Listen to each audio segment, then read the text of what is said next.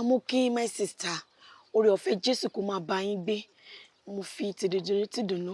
Mo fi kí yín pé. Ṣé kò sí sister yín wèrè wo lẹ wá kiri? Ẹ wá mi ò ráyè gbogbo yẹn. Kí ló ṣẹlẹ̀? Kí ló dé? Sister wèrè wo ni my sister yín? Ẹ rántí wípé ìbínú ni ò jẹ́ kí Mósè tó kó àwọn ọmọ Ísírẹ́lì kúrò ní ilẹ̀ ẹrú Íjíbítì dé ilẹ̀ ìlérí tó kàn jẹ́ pé wọ́n fi hàn Mósè ni. Òun náà kan náà, òun ló jẹ́ kán fi commandment sí wa lọ́kàn.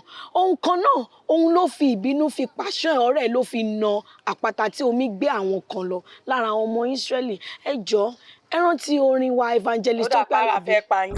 O ò gbọ́ṣẹ̀ sí yín lẹ̀ ni, ẹ̀ ń ṣàárẹ̀ ni. Àbólórí burúkú ni yín ni. Ṣé rí Tọ́pẹ́ Àlàbí sọ, ó ní ìbínú sinmi láyà wèrè. Ó ní ó ṣe kóńdó ṣe kùmọ̀kan. Ẹ bó ti kalẹ̀ sórí tafẹ́ṣù, àsè ńlá bẹ́ sílẹ̀. Ìbínú máa sinmi sáyà wèrè yín sí tí bá gbẹ̀ láyà. Oyin pé ara ń kọ mí ò dẹ̀ ń bá mi rojọ́ ogun fẹ́ pa ẹ́ ni. Ibi náà ti tú ẹ lẹ̀. Ẹ̀mí bẹ́lẹ̀ alẹ́ ẹ̀ má bínú. Ara fẹ́ pa ẹ́ ṣá. Mo ń béèrè ẹnìkan ni. Ẹ ń béèrè ẹnìkan mo jọ Google map lójú ẹ̀ tí bá ti kàwé bẹ́ẹ̀ lójú àbí lórí búkú lélẹ̀. Angry bird, ẹ má bínú. Tó rẹ́rù bí wèrè kiri bó ló ti ń bọ̀ tó lókun lọ́rùn. Máa fún ẹ́ blò lọ́kàn. Ló búkú eléyìí bá mi rojọ́ ìbínú Kénáánì ló kàn mí.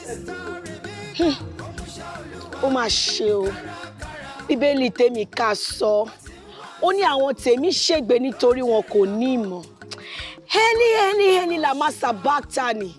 Ègbé ni fún èṣù àti iṣẹ́ ọwọ́ ẹ̀.